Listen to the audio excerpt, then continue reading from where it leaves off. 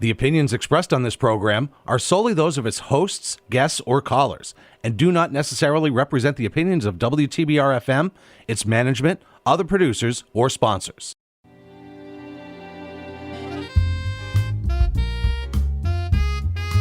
Welcome to Living Well into the Future. I'm your host, Julie B. Adler.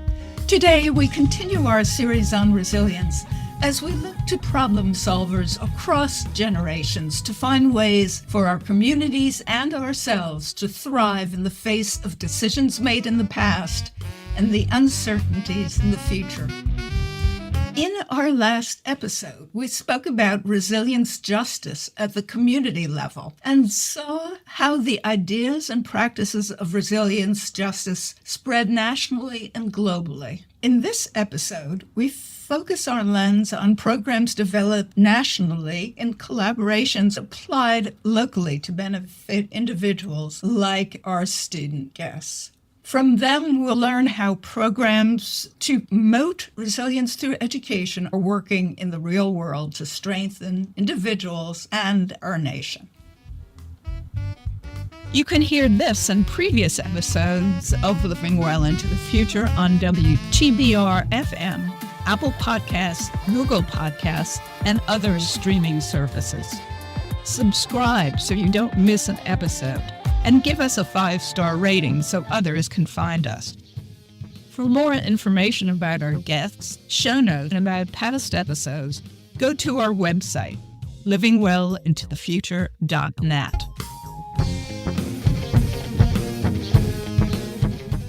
Our guest, Juan Sepulveda, currently Ron Calgar Distinguished Professor of Practice in Political Science at Trinity University, San Antonio, Texas, has worked collaboratively at the local, state, and national level, including work at the White House and with the Congress of the United States.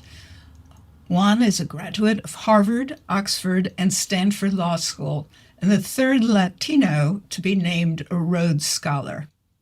We could spend most of the program describing all of the institutions and programs that Juan founded and or leads and the boards that he serves on, but we'll offer a condensed version now, and you can find out more about him on our website, livingwellintothefuture.net. Prior to his tenure as a distinguished professor at Trinity University, Juan Sepulveda served on the Biden-Harris transition team. Before that, he was Senior Vice President of Station Services at PBS, where he collaborated with more than 160 PBS stations across the country to strengthen their connections to their local communities and to each other as a national public media network. Juan joined PBS from the Democratic National Committee, where he was Senior Advisor for Hispanic Affairs. In the Obama administration, Juan served as Executive Director of the White House Initiative on Educational Excellence for Hispanics. Prior to that, he ran his national strategy consulting organization, the Common Enterprise, which grew out of a national Rockefeller Foundation initiative. Juan serves on a number of national boards, some of which you'll hear about in our discussion. Our other guests are students of Juan's. Adam Garza, a recent graduate of Trinity University, where he majored in neuroscience and minored in chemistry, and Lindsey Reyes, a rising junior at Trinity, majoring in anthropology and global Latino studies, with a concentration in communications. Juan, you're now a distinguished professor at Trinity University, but when I met you, you were still at Stanford Law School, and I think you may have begun working with the Rockefeller Foundation. That's a great starting point. Dick Boone at the Field Foundation got me connected to Peter Goldmark, who at that time was the president of the Rockefeller Foundation. He decided that the Rockefeller Foundation, and he in particular as the president, needed to take on an initiative. And he said, I'd love for you to come help us with this. And I said, I can't wait till I finish Stanford Law School. Would love to come work with you. And he says, you need to come now. And so in my second year of law school back at Stanford, I was going to class for a few days on the West Coast, popping on a plane, flying to New York City, and beginning those conversations with Peter to see what we were going to do. And so that's how I got connected and how I started to work with Peter and with the Rockefeller Foundation. And for a number of years, my job was really to go around the country to see if the things that people were saying from their sector were really innovative and doing things differently, to see if there was substance there, and if there's anything we could learn to then bring to the communities. And we started to also convene a lot of those folks. So it was an incredible learning experience for me that we then said, we now need to go apply this. And so that was the beginning of how that all started. And how did education become the focus for you and for the Rockefeller Foundation initially? Yeah. Well, it was interesting because education was one of a number of issues, right? So we realized pretty quickly, pretty simple common sense idea that a lot of times philanthropy, for lots of different reasons, there was a little bit of a notion of noblesse oblige. There was this notion that these funders or these folks were a little bit smarter than the folks in the community, and they knew it was best for them. And they had some ideas that, here, I'll give you some resources if you carry out what we think you should be doing. Ours was a pretty simple idea of saying, how can we know what's really going on the ground in some community? Those folks will know better than us. And so what does it mean for us to treat the folks in the communities as our equals and to say, how do we co-create this? And so if the community is telling us that education is at the top of the list, we should focus on education. And so depending on the community, there were a number of communities where education was at the top of the list. There was no doubt that other issues were tied to education. It could be around poverty. It could be around jobs. But education was always one of the elements that was either the primary focus or was one of the connected set of issues that we were taking on. But it was really us listening to the communities and saying, we need to do something here, that took us on that path. Our regular listeners will recognize that you're listening to the community is similar to what Tony Arnold was talking about in terms of co-governance in our previous episode on resilience justice. So now let's talk about common enterprise, which came out of your work with the Rockefeller Foundation.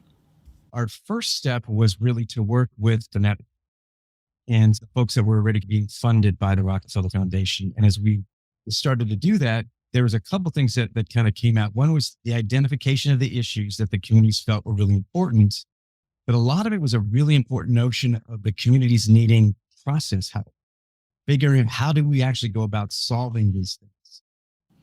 As I remember, part of your work in the early days with Common Enterprise was to get parents more involved in the schools. It was really about helping communities solve tough problems and thinking of different ways and learning what other people were doing across the country. And so that led to both how communities were identifying issues and problems. So one of those pieces was looking around the role of parents and kind of their challenges with the educational system. And it was kind of the classic where the educational system was saying, these parents don't care. They don't want to get involved. Oh, look, no parents are showing up in the middle of the day while they're working Monday through Friday. And so part of it was just to work directly with the parents, but also to get creative. Part of it was just around time. So we started doing real simple things like the ability to work with the schools as parents were dropping off their kids and had 15 minutes, 20 minutes to start to do the relationship building. And then we started to really think about things like having them think about the parents as opposed to themselves in terms of when they were scheduling meetings, after hours, on the weekend. We started to look at things like how can we work with the community to take care of each other, to provide childcare so they could be at the meetings. And so it was really just trying to be honest about what it means to actually work directly with the parents and come from their perspective, rather than the traditional thing is to complain that no one is involved because you're doing it for your own schedule. And so once we made those kind of adjustments, shock, right? It really took off and parents were feeling connected. One of the first ones, Dallas, is one that kind of continues today, that really started to look at what it meant for teachers to be visiting parents in their homes.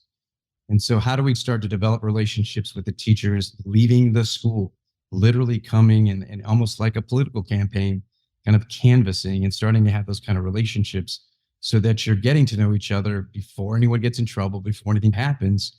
And that so you have that kind of relationship when things get tough along the way.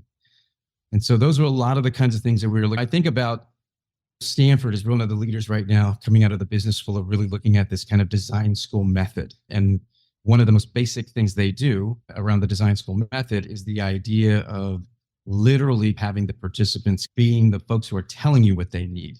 And that seems like a really basic idea, but we found so many times that there was power and influence with how I controlled the system, how I made things happen, how I ruled things.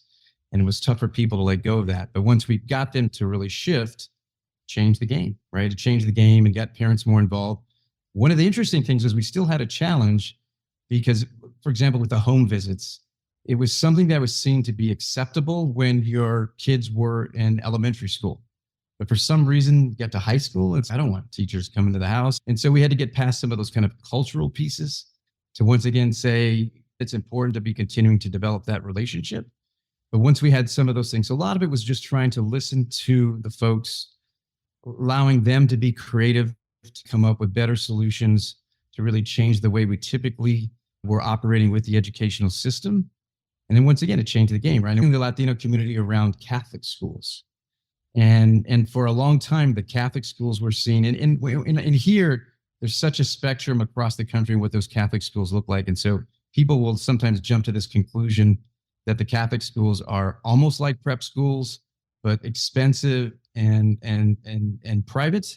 And that's true in some places, but in a lot of places, it's not. It really is part of a middle class, lower working class kind of outlet for folks.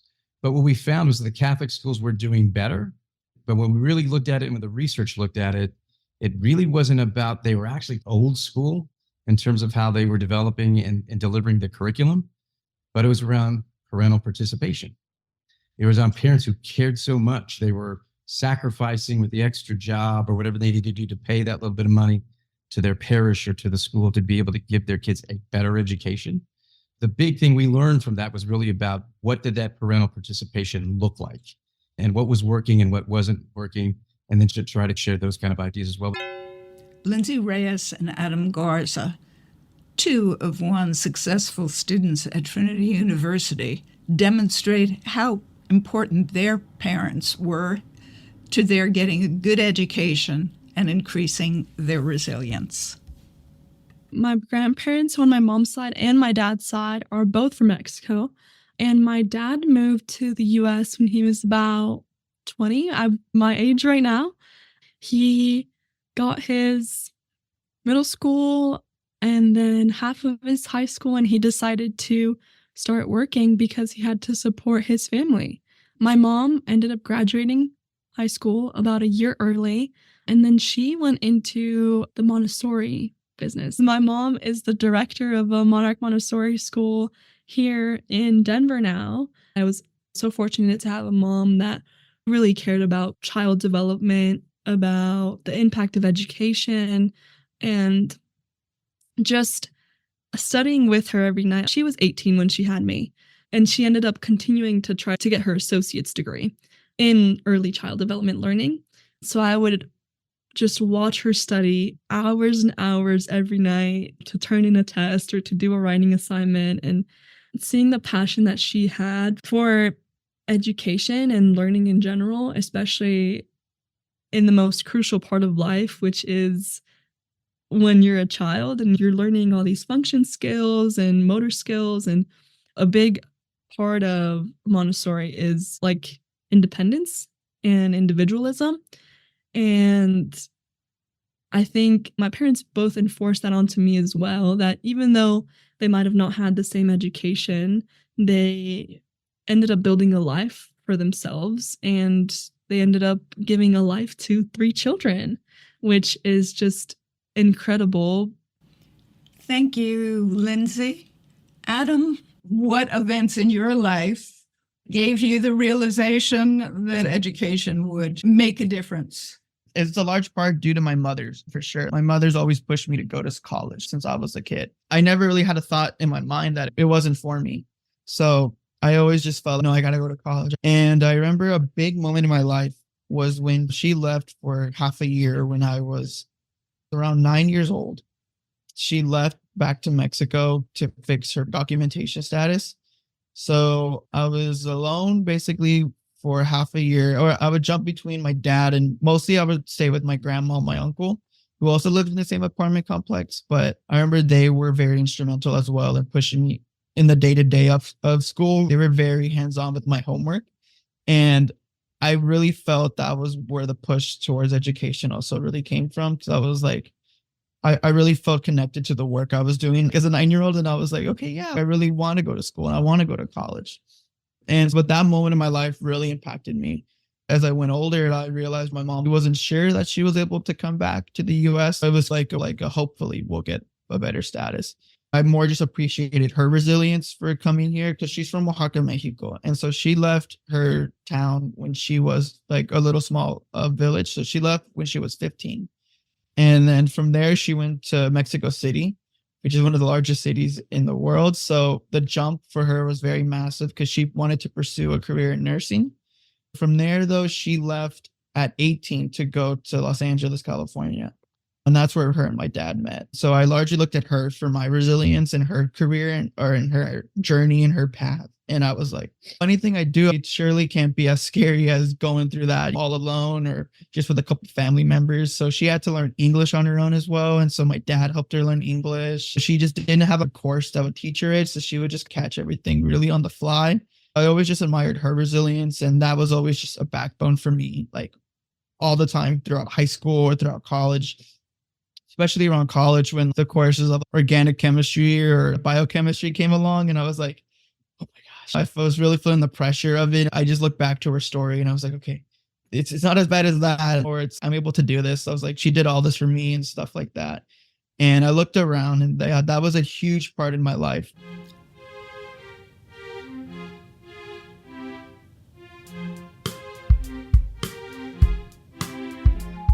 Juan, many programs you've worked on and developed emphasize building a sense of community.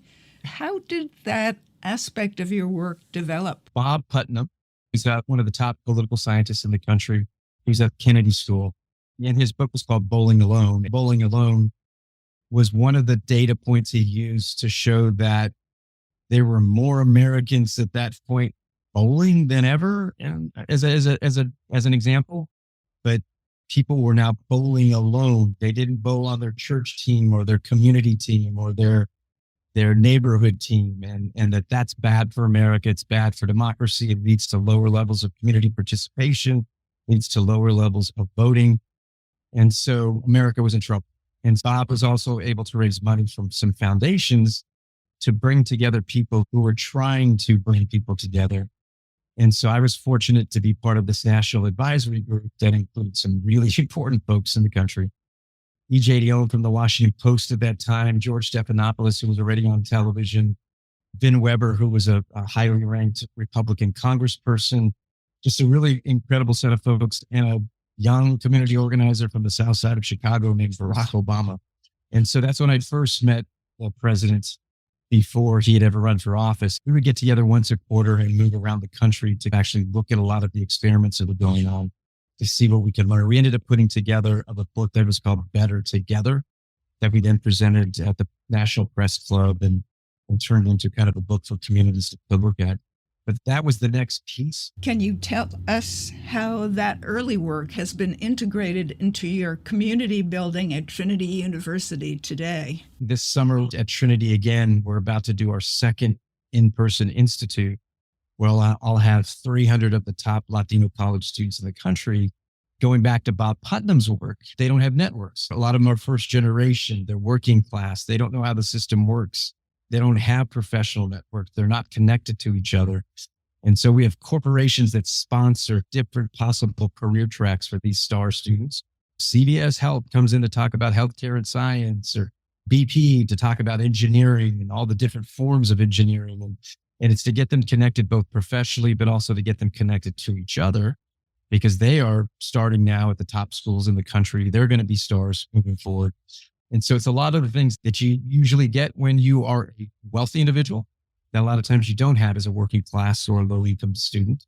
And so to give them those things explicitly, connections, social networks, leadership development, introduction to career, and kind of college advice, those are all the kinds of things that I'm both continuing to do but also that I've been lucky to be a part of these different boards to say, what's the strategy that we're going to take on to kind of tackle some of these tough issues, either in the South or in different parts of the country. So that is education as we don't traditionally think of it, but it's absolutely necessary for success and for resilience. Absolutely. And it's both, right? Because if you, like for Stanford Children, part of it is also saying, where can we find evidence of programs that are working? Oh, look, here's the University of Chicago that's working on a student success program that's aimed at a different way of doing curriculum at the high school level. Or look, here's a new effort coming on early education that's really looking at innovative ways of how we learn from other countries, but how we can both do it better and at an earlier stage. So it's traditional education as well, in addition to some non-traditional pieces, right? That kind of end up being that kind of lifelong learning pieces. But to be able to be a part of both of those and to say, what's going on? What are some of the innovative kind of experiments that we can bring to those communities for them to try something different as well has been just incredible to be part of both those pieces. Adam Garza, who just graduated from Trinity University, participated in a number of the programs that Juan initiated and or led, including the Loft Leadership Institute that Juan just mentioned. So let's talk about the Loft Leadership Institute. Tell me how it was structured. Yeah, the big day was Latinos on the Fast Track. They wanted to have an open space summit. And that's where we were able to discuss topics that we felt were needed in the Latino community. And so the students there would devise particular topics on whatever issues they felt that were important, or it could have just been like mundane things or like favorite movies or like stuff on just how to connect with students that were there, considering all these students were very successful and they were very connected. So they wanted to just build connection within the students there. That was the main goal of it, I believe. Can you talk about a few of the topics? The large one I was a part of was every Latino kid should go to college. And it got pretty heated. I remember the debates up around it. And then there was also some centered around healthcare and like how we could better increase healthcare awareness and such for the communities that we live in. And when you left that gathering, what did you take with you from it? Yeah, I noticed the difference I grew up with where Latinos were first gen to the ones that were there that weren't first gen was a very big difference. And a lot of the issues they were facing were ones that I know from experience being a first generation student, or when my mother just coming here from Mexico, where the issue they were saying weren't really ones that I felt that were there but as important as ones that I know that are actually important for us and how the community I'm in was currently struggling and such. So I felt there was a big disparity in what they thought was needed and versus what is needed for sure from the boots on the ground. Can you give me some examples of that? Yeah. So for example, the one around healthcare, I remember a large part they were discussing like how we can increase awareness for healthcare. But I was like, okay, yes, this is, but a large amount of us just can't get healthcare. And a lot of us, I know someone really close to me, they don't have healthcare and they're my age. And it's just because their parents don't have any papers. So they just can't get access to this. Or it's cool to be represented on screens and on the TV or on the television, but I want to be represented in places in the hospital rooms and such, or in court, because I really feel like a large amount of the time, the people who are there who are from our communities aren't really from our communities. They're from different countries where they had access to go to Harvard or to go to a big name school or a UC school where they're not from the communities that we're really from. So they can't really connect to us on a personal level. Like they'll hear our stories and they'll understand, but they just can't connect and they don't, because it's just such a different. Priorities are different.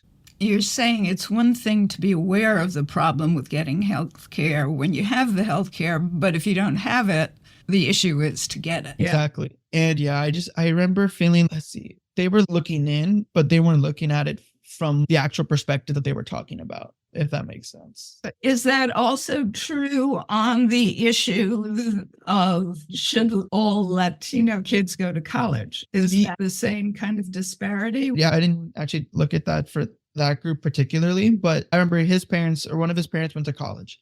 I was like, okay, so you say every student should go to college, but a lot of them just want economic success. And I was like, I can agree to disagree on thinking college is important, but I feel that economic success is needed right now more in our communities than every student should go to college. I was like, because what college is becoming is a streamline of economic success. And it's therefore, I think, taken away from the humanities and education and literature that originally liberal arts provided. I don't want it to just focus on just getting your major in and taking a large amount of classes around your major, but you don't really get to explore other topics, other things like Trinity was able to provide me. The point I think you made earlier is that economic success is necessary, but college isn't the only way to get it. Is that right? Yeah, so I was like, college should be represented on that. And if you want economic success, you should have investment in economic development within trade programs or program centered after high school that could focus around what careers they want to build, whether it be going into like automotive, or it could be focused around carpentry and such like that. I'm just naming ones that I'm thinking about, like my friends who do stuff. And like there's development needed in that. And a lot of them can't afford like trade school at the moment. So there needs to be more focus, I believe, around there where they realize that they don't need essentially college at the moment, or if they don't want it. But I believe everyone should have the opportunity to have economic development, economic growth within their life, because that's currently what I feel like is needed in the communities. And that's where everything's going towards. And so I believe that college is a beautiful thing. And I love college, and it was an amazing experience. But I feel like it should be the institution that it was back in the day, where it had a liberal arts focus as well, because just having a streamline towards economic success is just not inherently good, I believe, for someone going into college just for the sake of it. While Juan Sepulveda teaches courses at the undergraduate and graduate level at Trinity University, he also serves on the board of a number of national organizations that concern themselves with enhancing the quality of education for all grades. Stand for Children, started and now headed by Jonah Edelman, son of Marion Wright Edelman, who started the Children's Defense Fund, is one of the organization. Stand for Children it's probably one of the most effective education nonprofits in the country. And it's one of the few that actually has both a C3 and a C4, right? And for folks who don't know what that is, that's fancy legal language of saying on the C4 side, I can do political work. And so I chair the C4 portion for Stand for Children. And so when I think about education and what you're trying to do, it's one thing to try to impact policies, procedures, the system itself, what you're actually getting, what kind of education resources, those kinds of things, which are really important. It's another thing to see who are the elected officials, and not just in the very direct way of school board members, but it could be state legislators, could be Congress, whoever you're trying to influence. And so to see an organization that's doing both pieces is rare, and shows you once again about what it means to really be fighting within the system, right? It's interesting when you hear the community organizers who talk about this, who say, we know how to do this education. I can take you to a wealthy community and show you what's going on in their public schools and the resources that their families are able to give to their students. So we figured it out. So don't tell me we haven't figured it out. The question is, how do I get access to those resources? How do I get access to trying to be able to do those kinds of things? There's a Stanford professor who really talks about the notion of grit. So there's this notion about how young people have done this themselves, coming out of really tough situations. And now there's been moving away from an implicit to an explicit acknowledgement of that and saying, can I teach that? How do I teach students to be more resilient within the educational framework? And that's part of what we're doing as well, too. There's a guy named Raj Chetty, who's at Harvard, who is the most preeminent authority on the American dream. And he talks about how right after World War II, if you chart the data, and he has incredible data that he's gotten anonymous data from the IRS to be able to see what happens. If after World War II, 90% of Americans got the American dream, they had a better life than their parents or grandparents. Nowadays, it's a flip of the coin. It's a 50-50 chance. And so he talks about, well, what's at the core of this? And his research shows the most important factor is, and Trinity is a good place where we're trying to make this happen, is I need to get low income or working class students, and they need to have relationships with wealthy kids. Because it's a different notions of culture and how you work the system and how you do financial literacy. And the research shows us that the younger I can get folks to have those kind of relationships, the more likely they are to have the American dream. Now, that's tricky because America has become even more segregated residentially in terms of where we live. In the old days, you had a little bit more mixed. It's not as true anymore. So how do you do that in an explicit way? Because it's not going to happen on its own. So there's a lot of work around that and how, and that helps through this notion of resilience. And it's really introducing people to how the system works. And if you don't have a network in terms of getting an internship or access. And last summer, I got a dozen of our Trinity students, first generation, to go to DC. And a bunch of them working in the Biden-Harris administration, but to expand their networks, to expand their view of the world. And so it's not just about the resilience they need to get through the system. It's understanding what they can get added into their armor that almost helps them to navigate the world, the tricky world that they're coming from and they're trying to get through. But you can't allow that to happenstance, right? You have to make it happen explicitly. So I've been trying to do things at Trinity in terms of a leadership class that I'm leading, where we're literally taking them to events in San Antonio to say, no, you're literally going to practice networking here right now on the spot. And that's been fun to do. But those are the kinds of things that I'm trying to do right now at Trinity. Lindsey Reyes, a rising junior at Trinity University, illustrates how the leadership programs and the internship program in Washington, D.C. that Juan has been speaking about, and a Challenge Foundation grant that paid for her schooling, have impacted her. In elementary school, after a 2-year application process, Lindsey Reyes was chosen to be one of 8 grantees of a scholarship offered by the Challenge Foundation in Colorado. That grant paid for her private middle school, high school, and college. As a result, she went to a private middle and high school, Kent, Denver, a 2-hour commute each way from her home, and now to Trinity University. I am first generation and the first of my siblings to go to college as well. I have 2 younger brothers. So most of my family is from Mexico. My parents moved here when they were younger, and I was born in Colorado. Lindsey, what was your experience as a Latina in middle school and now at Trinity? It was actually a really big culture shift because in my elementary school, there was people who looked like me, who spoke my language, people who didn't look like me, a huge diversity of people.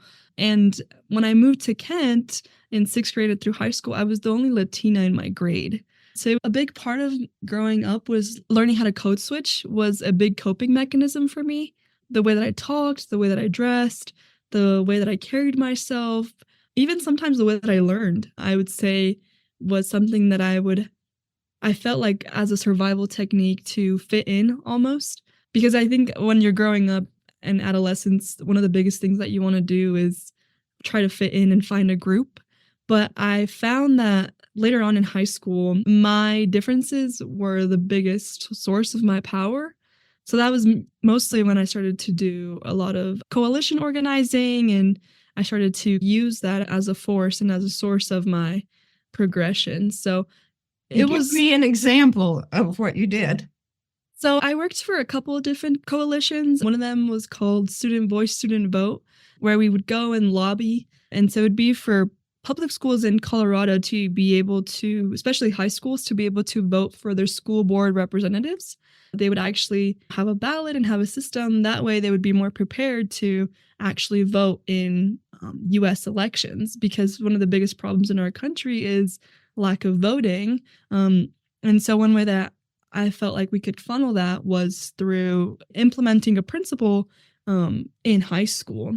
We would go and lobby at the Capitol and talk to stakeholders. Last summer, I was working for the White House Hispanic Initiative in D.C. under the Department of Education, and it was pretty amazing to be able to actually see how bills are passed, what it means to be in the government, and also what jobs look like when you're older, too. Did you participate in the course that Professor Sepulveda started for Latinos and first-generation students?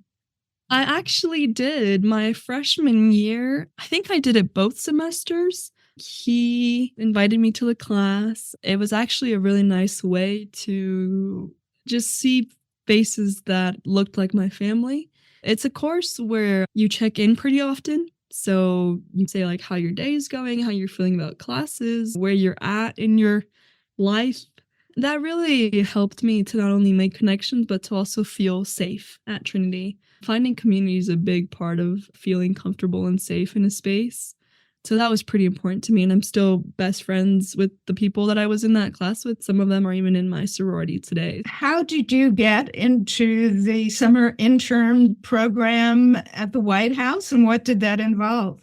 Yeah, Dr. Sepulveda had worked for the White House Hispanic Initiative previously under Obama, and he recommended me to the program. I applied, and Trinity was able to give me a stipend to go and do the internship there. Unfortunately, this summer they weren't able to do the same, but I'm still doing some government work and some internships. But I think last summer when I was able to be in Washington, D.C. and just experience what life was like over there, it was just a great experience to be in a different city where a lot of change has happened and does happen, and just to step in a lot of places where there's been history before. The mall and the Strip is a place where, I never thought I'd see myself. And when I stood next to Lincoln's leg, like it's almost like a dream come true to say, I've learned about these things. These are in my curriculum throughout my school life. And to see them in the real world was so impactful. Like Lindsey Reyes, Adam Garza participated as a summer intern at the White House in 2023. Yeah, I worked within the education department under the director of the White House Hispanic Initiative, Melody Gonzalez, and the other deputy director, Kevin Lima. And they were both working with Secretary Cardona, who I was able to get to know as well. And I was also able to know a lot of the interns there within his office and around the other initiatives that were focused around identity. So I got to know some of the AAPI ones, or the Native American ones and such, and the African Associations ones, also including the HBCU one. And so I was able to just connect with them. And throughout my work, I was able to work on essentially giving like the pitch to people who would come from different colleges. Did you make contacts there that you think will be helpful as you move forward? Definitely, yes, yeah. So as I move forward, I definitely I don't want to be just like someone in the STEM world. I really feel like I also want to be involved in my community, and I potentially would like to go into politics more as I grow older. So I definitely met some people that said that like they know people who have done both, and that they were really willing to support me if I ever need it. And so I really felt empowered by my directors and people in the education department as well in general, but also felt real connected to my interns that were there. And a lot of us became friends, and I still connect with a lot of them on like social media and stuff, and I keep up with them. And so I just thought that was really important and really cool to see that I was able to just even still hear from them and talk to them till a year later. It sounds like you've had a fabulous ride so far. In terms of education and resilience, I just feel that it's definitely needed that first generation students are emboldened at universities and on a personal level as well when they're going to college and when they're in college, because sometimes they don't have the community that I have, or sometimes they don't have the Latinx leadership class that I have. And sometimes they're feeling isolated and such. So I really feel that it's needed to develop a sort of community like that where you're able to build resilience among each other. Because I know after that class had happened at Trinity, the advisor was saying that there was a shift for the Latino students, and they were able to take up like positions at Trinity that previously they weren't able to. I really focused on this year's semester on getting Latinos in student government, because I was the only one that was in it. And there was another guy who was in it for a couple years as well. But I really felt that it was needed there, that students are represented on every level and are represented on higher levels as well, and who were doing stuff at Trinity. So having that community and building resilience amongst each other is really needed at different universities, and especially ones where they're predominantly white universities and institutions. I really felt that need is there, and that programs such as the Latinx leadership should definitely be emboldened and empowered, as they're able to just improve students' lives and mental health, I believe, even right away. Like Adam Garza, Lindsey Reyes has examples of how education enhances resilience. So let's go back for a second to the community that you started with in elementary school and what differences you might have seen now with your friends and contacts from your early days and the people that you went to school with at the Kent School. I started in a lower income neighborhood with public elementary school education. And I saw the future for a lot of the people who I went to school with, mostly because I didn't stop living in that neighborhood until I was maybe about a freshman in high school. By that time, I had friends that I'd gone to elementary school with who were pregnant or were part of different gangs or had participated in just, I would say, like violence, or I think there was a lot of perpetuated stereotypes that were internalized, specifically when for a very long time, I thought that my path was going to be similar. Most of them didn't end up going to college or even having the opportunity to be able to apply to college or the money or the financial liberties. I didn't, but because of the scholarship that I was in, I was able to receive help that way. And because also that scholarship pushed me to be the best version of myself. In terms of resilience in education, one of the biggest things that I've learned is that you can never do it by yourself. Education, especially higher education, is probably not only the effort of one student, but the effort of the community and the support system that student has behind them. My resilience and I would say my journey in education has been a direct result of my tutors, my teachers, my parents, my mentors, my friends, and also people that have just always believed in me, my scholarship donors also. It's really powerful to feel supported, especially when you come from a community where people in your family haven't been supported in education the way that you have. My dad didn't finish even high school in Mexico, and I had the privilege and the ability to go to a private high school. So I think even that drastic difference in just one generation has made me understand the significance and the importance of higher education, and also how we can reduce the poverty line and the equity gap in our society. Juan, there's something that you say, and you've said it a couple of times in a couple of different ways that I think is relevant to resilience and really important. And that is that you see the dark and the light. So I'd like you to expound upon that as we're thinking about skills and who has them, who doesn't have them, and what resilience might mean if our understanding is a little different. I teach a summer course in the master's program with teachers from San Antonio. These are teachers who are stars who have been selected by their districts to be potential administrators and principals and assistant superintendents down the road. And so my class last night was about power. One of the things, I introduced them to is Robert Greene has written this incredible book called The 48 Laws of Power. And it's a historical look at how you get power. And when you read the rules as a normal person, you're like, oh my God, this is horrible, right? Because you're like, it's manipulation. It seems very Machiavellian. But part of what I try to do with my students is to get them to understand this is not a judgment on these rules. Here is someone who's saying, this is how the world works. And there are people out there who are going to try to manipulate you, or going to try to do things to you.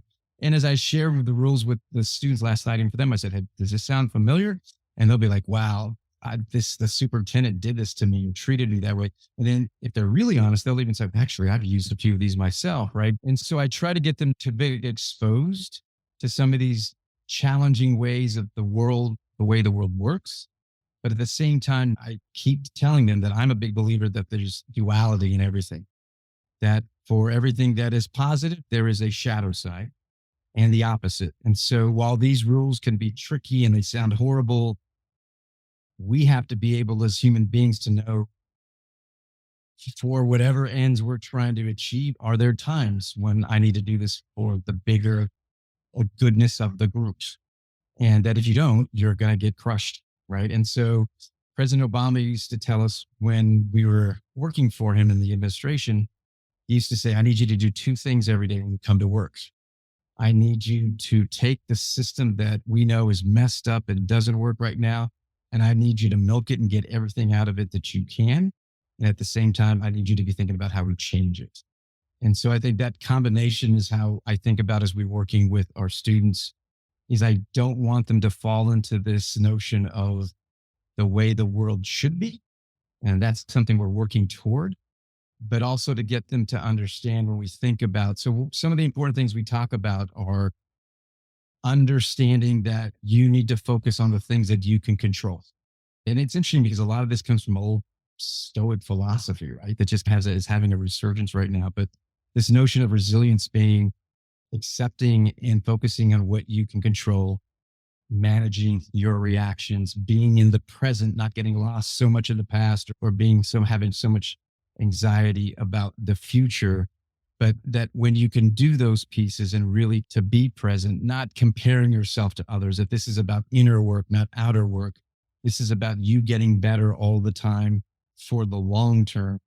And we talk about both persistence, but perseverance, right? This is about being it for the long haul and not being fooled by outer validation. Oh, I need someone to love me or to approve of me. And that late at night, you are going to be the only one who knows as you're dealing with these really tough things, whether you are getting there or not. Some of the students you talk to, so some of the things they've gone through. Adam is a great young man who, when we got him to DC last year, when he first got there, wasn't sure if he wanted to be there. It was too much. It was so new. He missed his girlfriend, his family's food. And yet for us to get him connected, to stay connected and to focused and not being worried about these other things, but just what can you control and move from there, helped him to become successful. And so it's a lot of those. So I think that is a universal and very helpful analysis for resilience. It's the definition of resilience. But another aspect, again, of what you said, and I think it changes the paradigm, and that is indirectly looking at the world around you and looking at the communities that you've been working on and seeing the assets. So I'd like you to talk about that a little more. Oh, yeah, no, it's perfect. I feel like I'm going through my class, right? So 2 days ago in my last class, we talked about this notion of community asset mapping, right? And I told the teachers and I tell my students, these ideas are not rocket science. They're really easy to understand. They're unbelievably difficult to implement because we've been so wired to think the opposite. And so when I introduce people to asset mapping, asset-based community development work, it's a pretty simple idea. Stop thinking of people as messed up and broken that you need to fix. Stop thinking about them from a deficit model and treat them as human beings and say they have something to bring to the table. Now, that's easy to say. It's easy to understand. That's not how we are as human beings, right? We like power. We like influence. We like power over people. We like to think that the low-income neighborhoods of our cities, those poor people who need me to come in and save them, right? And because they can't do it for themselves. And community organizers will tell you one of the biggest mistakes they see are from funders or from nonprofits, organizations who come in to save the day, and that you should never do something for someone that they can do themselves. And so it's the shadow duality again, because noblesse oblige can be people with the best of intentions and the best ideas. And we talk about whether it's at the school level, I'd say the reality of some of these teachers, most of them don't live in those neighborhoods. So at the end of the day, they can go back to their nice part of town. Things are great, walk their dogs, have great restaurants, whatever it is, because they don't have to be in that on a day-to-day basis, the way the residents do.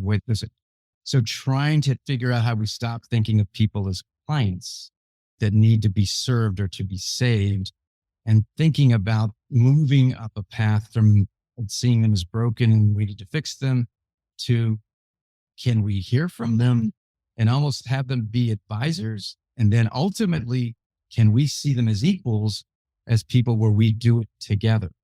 And that's a very difficult thing to do. I had some teachers the other day saying, wait, are you telling me if I have a drug dealer in the neighborhood who was in jail, that I'm supposed to think about he has something to bring to the, and I said, yeah, absolutely. It's called a second chance. It's called prisoner reentry. Think about how you see him already or her. That's a horrible person. I want them nothing to do with us. It's going to get us in trouble in the school. Now, if I flip that around and talk about his survival skills, his resilience, what he's trying to do now to get back, to have a job, to be active in the community, to have a second chance, how can we not support him when he's trying to change his life? And I said, now we're going to be smart about this, right? We're not going to bring that drug dealer into the school when he's a drug dealer or someone who is about to, but we cannot give up on these folks. And we know they've had some difficult challenges that they've had to face in their life, but they have stuff. Everybody has gifts and experiences and skills and passion. We just have to build the relationship with them to then figure out how we can work with them. And I told them, look, this is easy to understand. And very few of you are actually going to go do this because it means you have to see the world different. And whether it's government, whether it's philanthropy, we've been taught, I will even give your side of town more money and resources if you can show me how horrible things are and how bad it is and how broken it is and how it needs to be fixed and how we can come in and save the day, which is the opposite of saying we need to be partners in how we tackle our issues. And so been a big part of that asset versus deficit way of thinking is a simple idea and a really hard thing to do. It's a paradigm shift. Yeah. But as you explain it, it really is a top line basis for what you have done, the way you've approached the community from the earliest common enterprise days. No, I think that it's what I learned from Willie and Southwest Voter. It's what I learned from Ernie Cortez, from the Industrial Areas Foundation. The community organizers who have been very successful have known this all along, that at the end of the day, this is all about relationship building. And it's about us getting to know each other and to be able to work with each other and to respect each other. And that sounds like an easy thing to do, but we are so programmed to think about, I need to be better than you or smarter than you, or I need to have power over you or influence over you, and trying to get past those pieces. It's interesting. In Stanford now at their business school, this is the notion of design thinking. And one of the key elements of design thinking is a pretty simple idea that says you co-create it with whatever the target group is. That sounds really simple. Why are we not talking to students about why school is not working for them? Why are we not talking to folks who are in poverty as to why the programs aren't working for them or the job trend?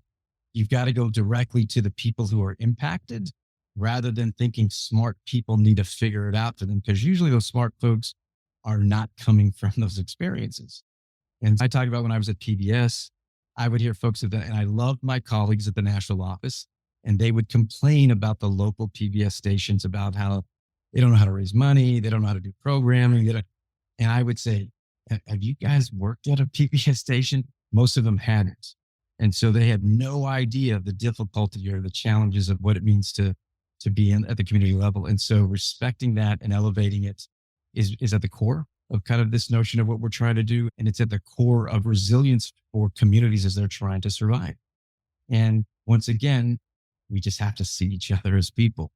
And if you can really accept people as equals, then you're going to listen and you're going to learn, and you're not going to come in thinking that you need to save them.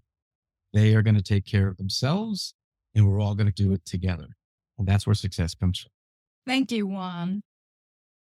You've given me and our listeners a lot to discuss and a lot to think about in terms of how we might incorporate these ideas and practices into our lives and work. Thanks for having me.